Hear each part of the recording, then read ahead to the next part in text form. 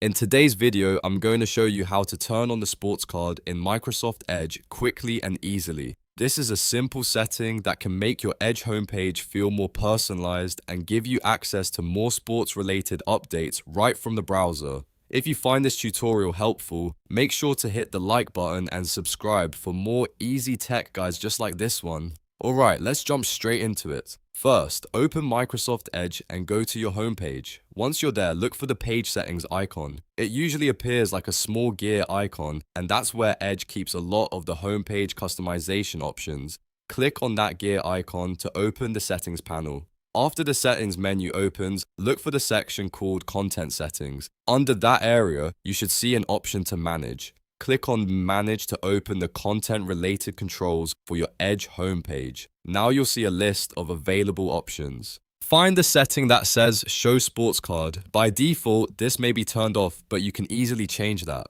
Simply toggle on the Show Sports Card to enable it. Once it's switched on, Edge will start showing the sports card on your homepage. That's really all there is to it.